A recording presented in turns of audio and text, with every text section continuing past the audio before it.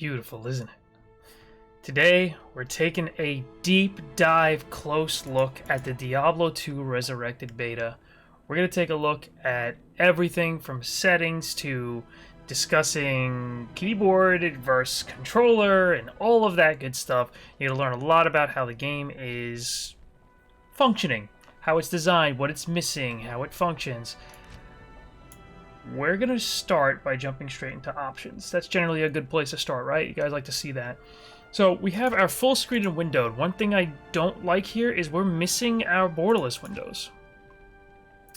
Because if we change the windows, it actually goes to windowed mode.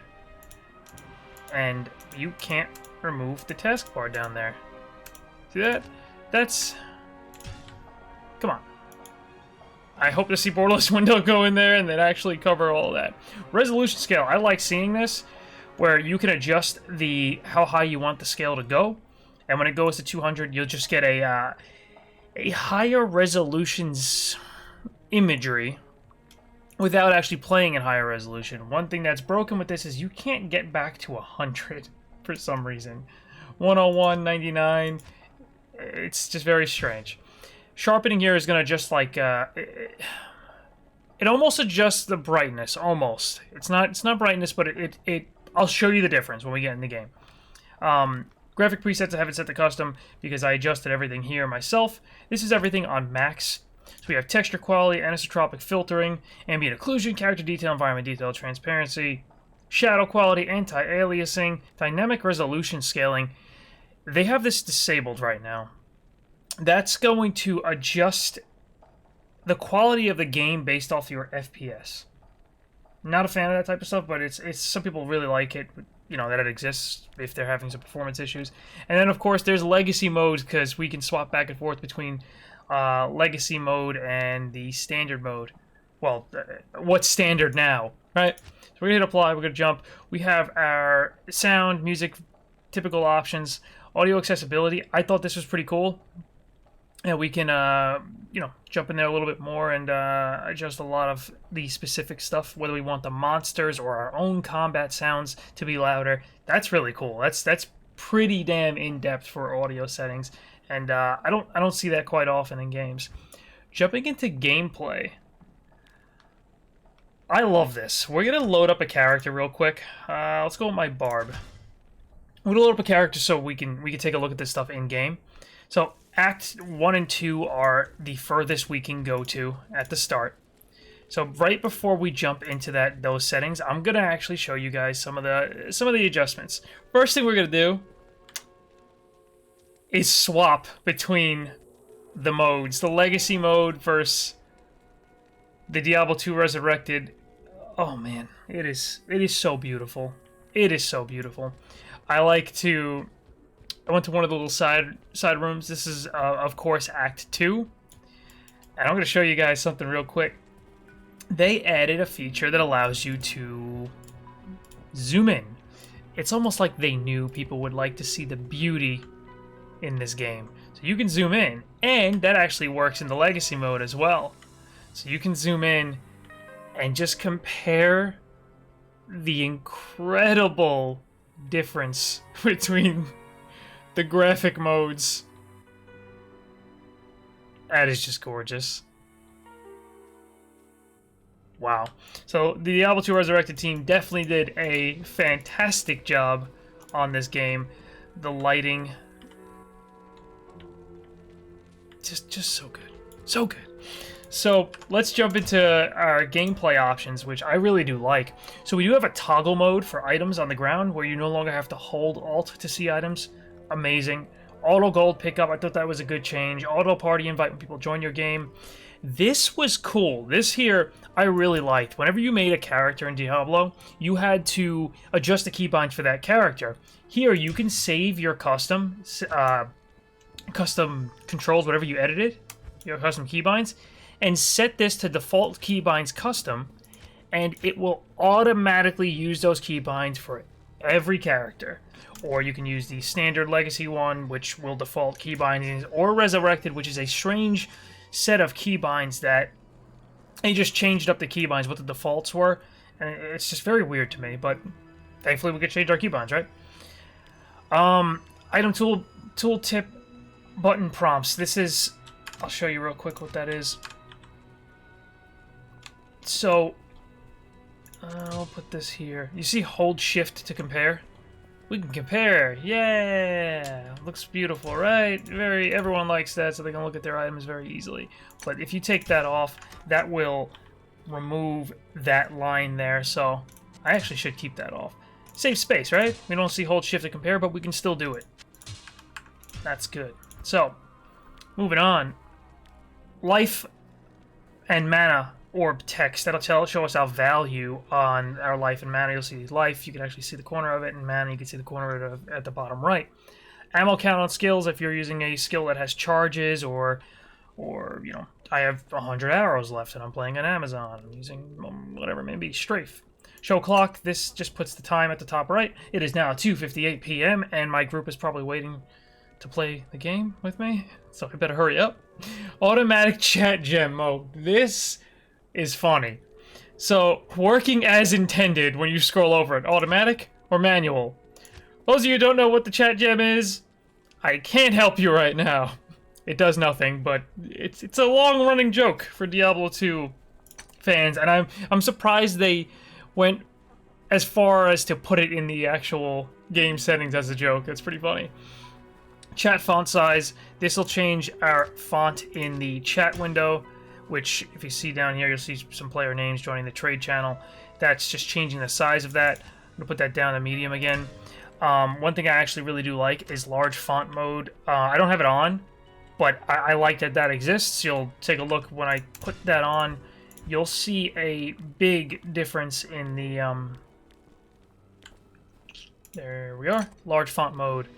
That's pretty cool to have. I'll apply that so we can take a look at the difference. And then colorblind mode, that's really cool. I have some guild members that have some color deficiencies, I suppose, and having something like this is great. I love seeing that in games, and it's still a little rare that you see it. I guess AAA studios are starting to really jump on that. Camera shake, turn that on or off. Attack miss indicator. I thought this was amazing. This was really cool. I'm going to put on our large font, so the font is a heck of a lot bigger now for our items and stuff. So if that helps you, that is awesome. And we are going to, let's take the waypoint. Let's jump to one of my favorite zones, Arcane Sanctuary. Is that not a gorgeous looking background? Look at that zone. Beautiful. So we're just going to go hit some enemies a little bit. And what do I got? Frenzy? Yeah, we're going Frenzy Barb on this one. Which makes me very, very fast, speedy. But I'm looking to see miss. So take a look. You might see a miss pop up. I think I only have a 90 or 5% chance to miss. Yeah, 95% chance to hit. But there's gold up there, right? Let's go pick up that gold by just running over it. Beautiful. So, if you look closely, we might see a miss pop up here. There it is. You saw a real fast miss. So that's actually new in the game, and that was not in the original Diablo. So, a lot of people would be missing a lot and not realize. And I like having that just so you can really see when, okay, I don't have enough attack rating, and my chance to hit is really low. While we're here, I'm also going to expand this little button here to advanced stats. This was not in Diablo 2 originally.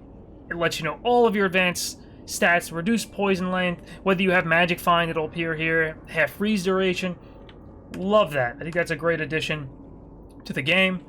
I still have 5 stat points remaining. Let's just dump that invite. I like playing as a hardcore type of player, but there's no hardcore in the beta at the moment, unfortunately. But I still play as if it is hardcore, because why not, right? Prepare yourself. Let's jump to the... Let's go to... what's an impressive looking? We'll go to Stony Fields. So, before we run through to Tristram, because you know that's where I'm going, I'm going to take one last look at the last settings. So, we got our subtitles, attack, miss. I see some enemies coming at me. Pressure sensitivity for controller, which we're going to jump into right now. Bunch of maps, show party members, stuff like that. Game name and password, you can actually disable that. Normally that appears at the top right by default, but I turned that off because when you're streaming and such, people are going to stream snipe, right? I'm back. I grabbed my controller. So we're going to play with a controller now. So, take a look at this. Look at the difference in the menu. Right? The inventory is substantially different. The character screen that we went through, that's substantially different. Toggle your advanced stats. It is definitely not as... I don't know how to say this. User-friendly as using a mouse and keyboard, but they did a damn good job. They actually really did. I definitely prefer playing, you know, the standard way, mouse and keyboard, but I gotta give credit where credit is due. It's not bad. So we're actually gonna bind this skill to A. So we got our frenzy now bound. We're gonna, let's see, we're gonna bind our war cries because we know as a barbarian it is very important to have our shouts, especially when we're playing hardcore. We'll bind those. So we picked our keys, it's going to bind too. So now, I'm actually moving with the controller, as you can see. Using the left control stick here to move the character. No mouse clicking, you don't even see a mouse on screen. Here's our swings, we're swinging here. And as we run up on enemies, you're going to see their health bar appear there. It's going to be real easy because I'm playing, going back to Act 1. But you can see their health bars are actually appearing over them. And I'm using Frenzy. I'm using the same ability I had on left click to swing at the enemies. Like I said, I definitely prefer my my mouse and keyboard, but this is actually playable. It really is. It's not bad at all. There's a champion. Let's knock them down. So it's not bad, and I could definitely pick up items. It's not the easiest, but it's certainly something you can do, right? You can toggle items, just like that, just like you would in a normal game. You have 2 action bars if you take a look at the bottom there. If I hold left trigger, I can quickly drop a port. I'm going to do my shouts, go in my port, come back very easily. See? It's completely playable. So, when that Steam Deck comes out, you could definitely play Diablo 2 on the Steam Deck just fine. You could do it. And I'm just kind of blown away by it. It's a lot better than I expected. Like I said, mouse and keyboard, still my preferred way, but this is certainly playable, and I would even be comfortable to play this in hardcore like this. I would not be like, oh, no, I'm not going to play this on my Steam Deck because I'm scared I'm going to lose my hardcore character, which is like a legit concern. This is doable. This is completely playable. So we're gonna run around just a little bit more. And we're going to look for our cairn stones. We're gonna go see Tristram. We're going to end the video with that. Our quick overview video of the game of Diablo 2 Resurrected's multiplayer beta. We'll end there. But let's go see what awaits us in Tristram if we can find this thing. I'm sure we can. It's out there. We're in the stony field. We're in the right place. I'm going to switch back to mouse and keyboard, though. Let's do it.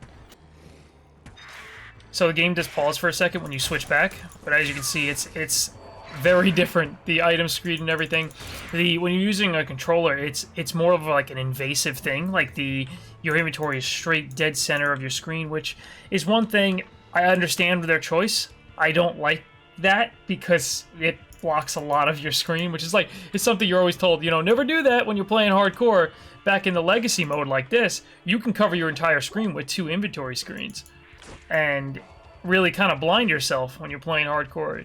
You got to make sure you're in a safe place if you're going to do anything like that. But as you can see, when we're playing the more modernized version, you get a lot more of your screen to play with if you have your inventory open.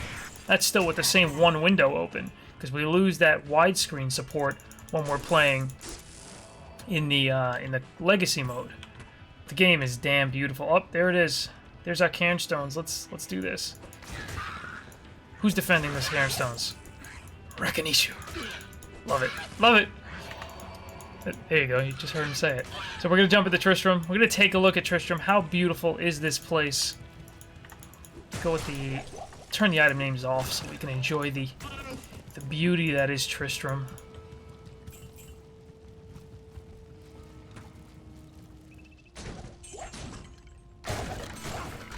Wow. All I gotta say is wow. They did a hell of a job with this. It is a beautiful game. And I'm... You know, Diablo 2 has a special place in my heart that it's like, you ever have those games where you're like, oh, don't touch it. Don't touch the game. It's how it should be, right? Oh, there goes Griswold. That's how I felt about all the mods in Diablo 2. Diablo 2 had a lot of mods, and not to insult the modding community, they did a great job. They did a lot of, like, that Path of Diablo and stuff. They did a lot of impressive stuff. I just never touched it because I thought Diablo 2 was just like, oh, that's a gruesome looking dead cow. I always thought Diablo 2 was like perfection, you know, you don't really need to touch it. But I must admit, some of the quality of life changes, like the shared stash, which I definitely should show you as we end, and the automatically picking up gold, and just the graphics overhaul, the widescreen, it's beautiful. So we got Wirt from Diablo 1 just sitting down here. And one thing you can definitely see the difference is the FPS, right? How smooth the game feels when you're running. Like, you could see the jitteriness in the movement in the legacy mode, but you switch back and you got that smooth, buttery smooth type of movement that you get in any game that's running at a high FPS on a nice monitor with the 144 refresh rate monitor or something like that. Beautiful. Definitely a big difference. So, one last thing I promised, I know I said I was going to end there, is I wanted to show you guys the shared stash. Shared stash is beautiful. We have 3 of them right here that allows us to just swap items back and forth between characters. You can pool all of your gems and your runes, making it easy to transfer over to other characters and jump in your cube and do all your transmuting and stuff, which I did a lot of yesterday. But right now, the game stops at Act 2 during the multiplayer beta. I wish it was a little longer, but it is what it is. But I'm still having a great deal of fun in it. So, guys, I hope you liked this quick overview video on Diablo 2 Resurrected. If you want to see anything else, whether it's Diablo 2 or otherwise, please let me know. I'm always happy to do that. So thank you very much for watching. I'll catch you guys in the next video. Skit!